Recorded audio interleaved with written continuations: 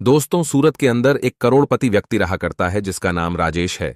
और राजेश जो कि कई कंपनियों का मालिक है और उन्होंने अपनी सारी कंपनियों पर मैनेजर कर रखे हैं। जो मैनेजर पूरा लेखा जोखा उसे घर पर ही दिखा दिया करते हैं, यानी कि रुपए पैसों को उसके पास कोई भी दिक्कत नहीं है। अच्छी तरह से उसका समय व्यतीत हो रहा है। वह घर पर अपने परिवार के साथ रहा करता है। उसका एक लड़का है जिसकी उम्र 16 साल है। एक दिन सुबह सुबह वह अपने घर के गार्डन में बैठकर अखबार पढ़ रहा था और साथ में चाय की चुस्कियां ले रहा था। तभी अचानक से उसके बेटे का एक दोस्त उससे मिलने के लिए आता है। राजेश बैठा बैठा अपने बेटे और उसके दोस्त को देख रहा था और देखने के बाद उसे अपने एक दोस्त की याद आ जाती है। इसके बाद जो राजेश होता है वह अपने दोस्त से मिलने का फैसला करता है और घर के अंदर जाकर अपनी पत्नी से सामान पैक करने के लिए कहने लगता है और कहता है कि हमें अपने दोस्त से मिलने के लिए जाना है। तो उसकी पत्नी उससे पूछने लगती है कि कौन सा दोस्त और किससे तुम मिलने जा रहे हो। तो वह कह देता है कि मैं अपने दोस्त मोहनलाल से मिलने के लिए जा रहा हूं। इस नाम को सुनते ही उसकी पत्नी एकदम से इस बात के लिए तैयार हो जाती है और कहने लगती है कि ठीक है, मैं सामान पैक कर लेती हूं और हम दोनों चलेंगे उनसे मिलने के लिए। पत्नी सामान पैक करने लगती है, लेकिन तभी जो राजेश होता है वह बाहर आता है और बाहर आकर अपने बेटे से भी तैयार होने के लिए कहने लगता है। अब बेटा पूछता है कि पिताजी हम कहाँ जा रहे हैं। तो वह कहता है कि एक खास आदमी है और उससे तुम्हें मिलना है। इस बात को सुनकर बेटा कहने लगता है कि पिताजी आप चले जाओ, लेकिन पिता कहता है कि नहीं बेटा, तुम्हारा उससे मिलना जरूरी है। इसके बाद बेटा भी अपने पिता के साथ जाने के लिए तैयार हो जाता है और सभी लोग तैयार होकर वहां से निकलने लगते हैं। धीरे धीरे सफर तय होता है और सफर तय करने के बाद वह लोग सीधा बिहार पहुंच जाते हैं। अब बिहार आने के बाद जो राजेश नाम का व्यक्ति होता है वह वहीं के एक नजदीकी बैंक में जाता है और बैंक से लगभग 10 से 12 लाख रुपए निकाल लेता है। में बैठने के बाद इस सफर को दोबारा से तय करने लगता है। अब जैसे ही बेटा देखता है कि पिता ने ढेर सारे पैसे निकाले हैं तो वह उससे पूछने लगता है कि पिताजी आपने इतने सारे पैसे क्यों निकाले हैं। इस बात को सुनकर पिता मुस्कुराने लगता है और कहने लगता है कि बेटा इन पैसों की जरूरत है। किसी का मुंह पर कर्ज है और उस कर्ज को मुझे चुकाना है। अब यह बात बेटे को बिल्कुल भी हजम नहीं होती है, क्योंकि उसके पिता काफी पैसे वाले थे तो उनके ऊपर किसी का कर्ज होना बिल्कुल भी पॉसिबल नहीं था। तो वो कहने लगता है कि पिताजी आप क्यों मेरी टांग खिंचाई कर रहे हो, आपके ऊपर भला किसका कर्ज है। तो वो कहने लगता है कि ठीक है बेटा, अगर ऐसी बात है तो मैं तुम्हें एक छोटी सी कहानी सुनाता हूं। उस कहानी को सुनने के बाद बताना कि मुझमें पर कर्ज है या नहीं है। तो बेटा भी इस कहानी को सुनने के लिए उत्सुक हो जाता है और मां इस बात को देखकर समझ गई थी कि अब उसका पति अपने बेटे को कौन सी कहानी सुनाना चाहता है। तो इसी वजह से गाड़ी में बैठी बैठी वो मुस्कुराती रहती है और पिता अपने बेटे को कहानी सुनाने लगता है। वह कहता है कि बेटा समय था 1990 का। 1990 के दशक में हम लोग बिहार के अंदर रहा करते थे और मेरी शादी होने वाली थी। लेकिन मेरा एक दोस्त था जिसका नाम था मोहनलाल। मोहनलाल की पहली शादी हो चुकी थी और उसको 2 बच्चे भी थे, एक लड़का और एक लड़की। बड़ा लड़का था और छोटी लड़की थी। वैसे तो मेरा नाम राजेश है, लेकिन मेरे दोस्त मोहनलाल और उसकी पत्नी मुझे प्यार से नन्हे नन्हे कहा करते थे और मुझे छोटे भाई की तरह प्यार दिया करते थे। सब कुछ अच्छी तरह से चल रहा था। मैंने पढ़ाई लिखाई कर ली थी और मैं किसी रोजगार को ढूंढ रहा था कि मुझे कोई अच्छा सा रोजगार मिल जाए जिससे मैं अपनी जिंदगी को अच्छी तरह से व्यतीत कर सकूं। उसी दौरान हमारे अड़ोस पड़ोस वाले मेरी शादी की चिंता करने लगते हैं, क्योंकि मेरे माता पिता तो मुझे बचपन में ही छोड़कर चले गए थे और उसके बाद से मैं इधर उधर अड़ोसी पड़ोसियों के यहीं पर टाइम बिताया करता था। लेकिन सबसे ज्यादा मैं मोहनलाल के यहां पर टाइम बिताया करता था। वह मेरा अच्छे से ख्याल रखा करता और बड़े भाई की तरह मुझे हर बात को समझाया करता। अब जब अड़ोस पड़ोस वाले शादी के लिए कहते हैं तो मैं भी अपनी शादी कर लेता हूं। लेकिन शादी के बाद मुसीबतें आनी स्टार्ट हो जाती हैं, क्योंकि शादी के बाद अब मैं अकेला तो रह नहीं गया था। मुझे घर बसाना था और घर के अंदर घर को चलाने के लिए पैसे चाहिए और मेरे पास बिल्कुल भी पैसे नहीं थे। मैं इन्हीं सब बातों से बहुत ज्यादा परेशान रहा करता और जब भी मैं मोहनलाल से इन बातों को किया करता तो वह कुछ ना कुछ सहारा मुझे दे दिया करता और कहा करता कि तू चिंता मत कर, मैं हूं तेरे साथ। इन सभी बातों से मैं काफी ज्यादा परेशान हो गया था और अब मुझे कुछ बड़ा करना था। इसीलिए मैं सोचता हूं कि मैं कहीं बाहर चला जाऊं और वहां पर रहकर मेहनत मजदूरी करके अपना भरण पोषण करूं। मैं बाहर जाना चाहता था, लेकिन बाहर जाने के लिए भी पैसे लगते हैं और मेरे पास बिल्कुल भी पैसे नहीं थे। इसके बाद लगभग 1992 में मैं अपने दोस्त मोहनलाल के पास जाता हूं। वहां पर उनकी पत्नी शारदा भी बैठी हुई थी और हम दोनों पति पत्नी उनसे बातें करने लगते हैं। बातों ही बातों में मैं उसे बता देता हूं कि मुझे बाहर जाना है और बाहर जाने के लिए मुझे कुछ पैसों का इंतजाम करना है। मैं उनसे कहता हूं कि यार, ऐसा कर मेरी जमीन को बेच दे और उससे मुझे जो भी पैसे मिलेंगे उन पैसों से मैं अपना रोजगार चला लूंगा। लेकिन तभी मोहनलाल और उसकी पत्नी कहने लगते हैं कि अरे, ऐसी कौन सी बात हो गई जो तू जमीन को बेचने की बात कर रहा है? और वैसे भी उस टाइम पर जमीनों का इतना भाव नहीं था, जमीनों को लेकर भी राजी नहीं था, तो इसी वजह से वो लोग कहने लगते हैं कि तुम चिंता मत करो, तुम्हें कितने पैसे चाहिए तो मैं उनको बताता हूं। लगभग 10,000 रुपयों का इंतजाम हो जाए तो बहुत ही अच्छी बात है। उन पैसों से मैं अपना रोजगार चला सकता हूं। इसके बाद अपनी पत्नी के कुछ जेवर उसके पास रखे हुए थे। उन जेवरों को लेकर एक सुनार के पास जाता है और वहां पर 10,000 रुपए में उन जेवरों को गिरवी रख देता है और जो पैसे उसे मिलते हैं उन पैसों को लाकर मेरे हाथ में थमा देता है। अब मैं जैसे ही अपने हाथ में पैसे देखता हूं तो अपने दोस्त से पूछने लगता हूं कि कहां से लेकर आए हो, तो वह बता देता है कि इसी तरह से तुम्हारी भाभी के जेवर मैंने गिरवी रख दिए हैं और बाद में मैं पैसा कमाकर उन्हें छुड़ा लूंगा। तुम कैसी भी चिंता मत करो और अपनी जिंदगी को अच्छी तरह से व्यतीत करो। ये तुम्हारे पास पैसे हैं और इन पैसों को तुम्हें कभी भी देने की जरूरत नहीं है। मैं तुम्हारा दोस्त हूं और इतना हक तो मेरा बनता ही है। ऐसा कहकर उसने मुझे पैसे दे दिए और पैसे देकर वहां से जाने के लिए कह दिया। उसके बाद मैं अपनी पत्नी को लेकर वहां से सीधा सूरत आ जाता हूं और सूरत में आकर छोटा मोटा काम करने लगता हूं। उस काम में मैं दिन रात मेहनत करता हूं। मेहनत करने के बाद मेरा जो काम है वह अच्छी तरह से चलने लगता है। धीरे धीरे समय बीतता है और समय के साथ साथ मेरी बहुत बड़ी बड़ी कंपनी बन जाती है, जिन कंपनियों को आजकल तुम देखा करते हो, और मैं ढेर सारी तरक्की करने लगता हूं। लेकिन इन तरक्की के दौरान मैं अपने दोस्त को बिल्कुल ही भूल गया कि इस काम को चालू करने के लिए उसने मुझे पैसे दिए थे। अब जैसे ही उस दिन मैं बाहर बैठकर चाय पी रहा था और मेरा दोस्त उससे मिलने के लिए आया था, तो एकदम से मेरे दोस्त को देखकर मुझे अपने दोस्त की याद आ गई और उसके बाद मैंने फैसला किया उससे मिलने का। तो यह जो पैसे मैंने निकाले हैं, यह पैसे उसी के 10,000 रुपए के बदले निकले हैं। इन पैसों को उन्हें दूंगा और कहूंगा कि ये तेरे ही पैसे हैं जो तूने मुझे दिए थे। इस बात को सुनकर बेटा एकदम से एक्साइटेड हो जाता है और कहने लगता है कि पिताजी, आपने इस बात के बारे में मुझे पहले क्यों नहीं बताया? तो पिता कहने लगता है कि बेटा, तुम्हें कैसे बताते? हम इन बातों को पूरी तरह से भूल चुके थे, क्योंकि फिलहाल अब तक इन बातों को 20 साल हो चुके थे। 1992 में राजेश बिहार को छोड़कर सूरत गया था, लेकिन फिलहाल समय था 2012 का और पिता कहता है कि ना ही कोई हमारा संबंधी इस गांव के अंदर रहा करता है, जिसकी वजह से हमें उस गांव की याद आती रहती। तो इस बात को सुनकर जो बेटा होता है वह भी उस मोहनलाल जी से मिलने के लिए एक्साइटेड हो जाता है और वह देखना चाहता है अपने पिता के उस दोस्त को, जिस दोस्त की वजह से आज वह लोग इतनी अच्छी जिंदगी जी रहे हैं। धीरे धीरे सफर तय होता और सफर तय करने के बाद लगभग शाम के समय वह लोग उस घर के पास पहुंच गए थे। बड़ी सी गाड़ी को लेकर वह मोहनलाल जी के घर के सामने खड़े हो गए थे और यह बात देखकर गांव के कुछ लोग उस व्यक्ति की तरफ बड़ी अजीब निगाहों से देखने लगते हैं, क्योंकि मोहनलाल जी के घर की हालत काफी ज्यादा खराब थी और फिलहाल देखने से लग रहा था कि कई सालों से इसकी कोई मरम्मत नहीं हुई है। यह बात राजेश को भी महसूस होती है और इसके बाद वह अपनी गाड़ी से उतरता है और सीधा उस घर के अंदर जाने लगता है।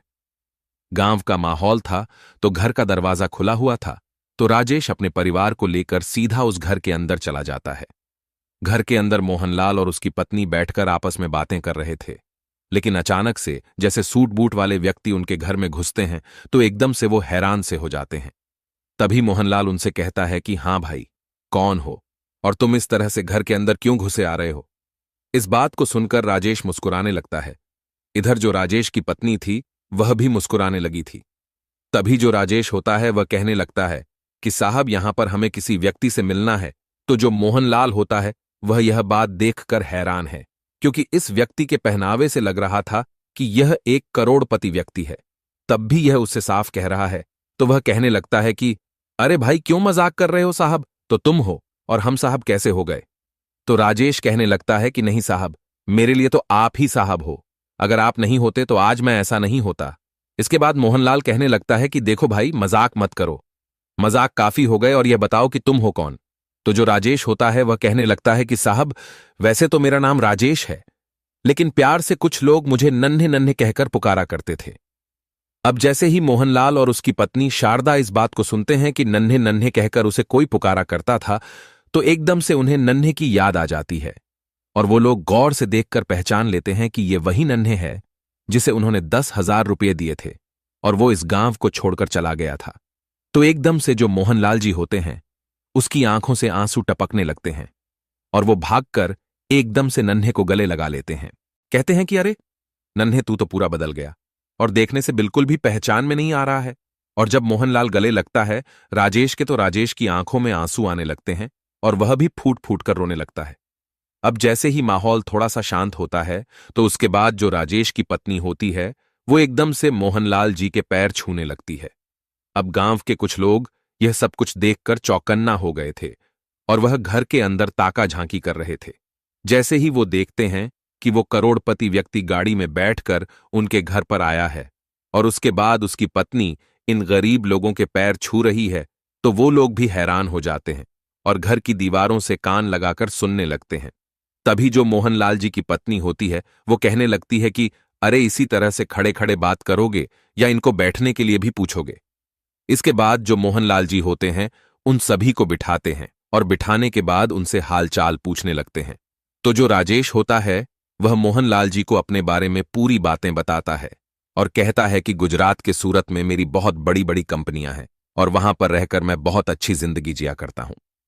लेकिन तुम बताओ, तुम्हारा क्या हाल चाल है और यह आप लोगों ने अपना क्या हाल बना रखा है। इस बात को सुनकर मोहनलाल और उसकी पत्नी एकदम से खामोश से हो जाते हैं और उनके चेहरे पर मायूसी साफ साफ दिखाई देने लगती है। तभी जो राजेश होता है वह मोहनलाल का हाथ अपने हाथ पर रखता है और कहता है कि दोस्त, तू बेशक से मेरा दोस्त है, लेकिन तू मेरे लिए बड़े भाई से कम नहीं है, क्योंकि शायद अगर तू मेरी उस टाइम पर मदद नहीं करता तो मैं इतना बड़ा व्यापारी नहीं बन पाता और मेरे इतने बड़े बिजनेस नहीं हो पाते। अगर तुम्हें कैसी भी कोई समस्या है तो तुम बेझिझक होकर मुझे बता सकते हो। आखिर क्या हुआ है ऐसा जो तुम्हारी हालत ऐसे है। तो उसके बाद जो मोहनलाल जी होते हैं वह अपने बारे में उसे बताने लगते हैं। कहते हैं कि जब तू यहां से चला गया था तो हमने 10,000 रुपए दे दिए थे। तो उसके बाद हम दोनों पति पत्नी मेहनत करते हैं और मेहनत करने के बाद उन जेवरों को तो छुड़ा लेते हैं, लेकिन धीरे धीरे परिवार के अंदर बहुत कुछ चेंज होने लगता है।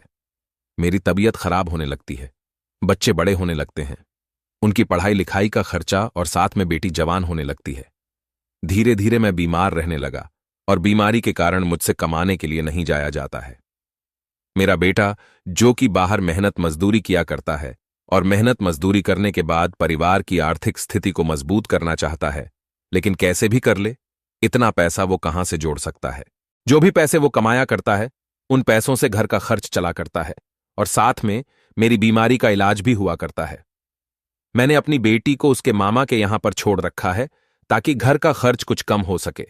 और इन बातों को बताते हुए मोहनलाल जी एक बार फिर से फूट फूट कर रोने लगते हैं और उनकी पत्नी शारदा की आंखों में भी आंसू आ जाते हैं। तो राजेश और उनकी पत्नी दोनों उनको संभालते हैं और उसके बाद उस ब्रीफकेस को, जिस ब्रीफकेस के अंदर ढेर सारे रुपए थे, उसको उनके सामने रखते हैं और कहते हैं कि देखो, मैं तो तुम्हारा कर्ज चुकाने के लिए तुम्हारे पैसों को लेकर आया था, लेकिन लगता है अब तुम्हें इनकी कोई भी जरूरत नहीं है।